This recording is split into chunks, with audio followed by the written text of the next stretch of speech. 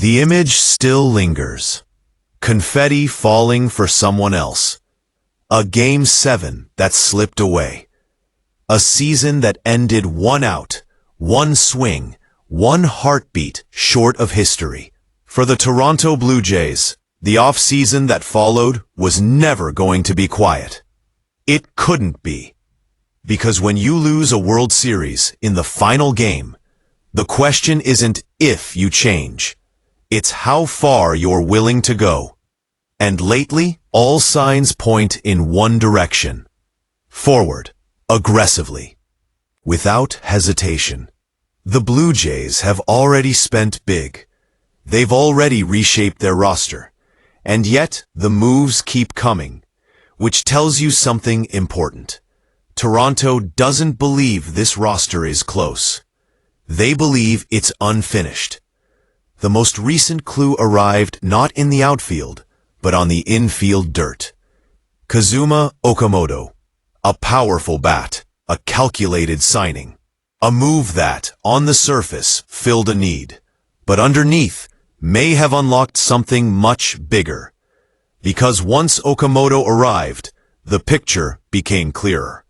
If the Blue Jays are going to make one more seismic move, it doesn't make sense to look inward. It makes sense to look outward, to the outfield, to Kyle Tucker. For months, Tucker's name has hovered around Toronto like a shadow, whispered in rumors, mentioned in projections, but it leans right-handed, period. Tucker changes that instantly. A left-handed force, an all-around star, a bat that doesn't just add production, it adds balance. And balance, in October, is everything. The Blue Jays didn't just lose the World Series because of one moment. They lost it because margins matter at the highest level. One matchup, one bullpen decision, one lineup imbalance, period. This isn't just about power numbers. It's about presence. Kyle Tucker is the type of player opposing managers game plan around. The type of hitter who alters bullpen usage by the fourth inning. The type of star who shortens games without throwing a pitch. Toronto understands this. That's why, even after adding Okamoto, they didn't pivot away from Tucker. They leaned closer. Okamoto's signing actually simplified the equation. The infield is now crowded, defined, locked in. Which means if Toronto is swinging again, it's not for another infielder. It's for a cornerstone outfielder. Tucker's journey to this moment wasn't supposed to look like this. A homegrown Astro, a franchise pillar in Houston. Then, unexpectedly, a trade to Chicago. The Cubs benefited from his presence. But the long-term future always felt uncertain. Now, the door is open. And behind that door are the usual giants. The New York clubs, the Dodgers, teams with money, prestige, and championship pedigree. But here's the difference. Toronto isn't chasing relevance. They're chasing redemption. A Game 7 loss creates urgency that spreadsheets can't quantify. It sharpens decision-making. It removes patience from the equation. The Blue Jays aren't asking whether Tucker fits their timeline. They're asking whether they can afford not to land him. Because windows don't stay open forever.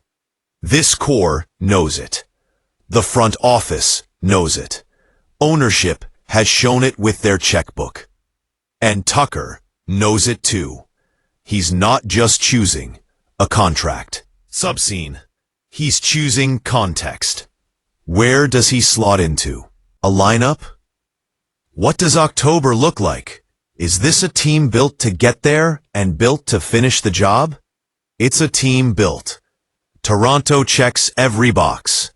A fortified bullpen. An offense that's already dangerous, waiting to become terrifying.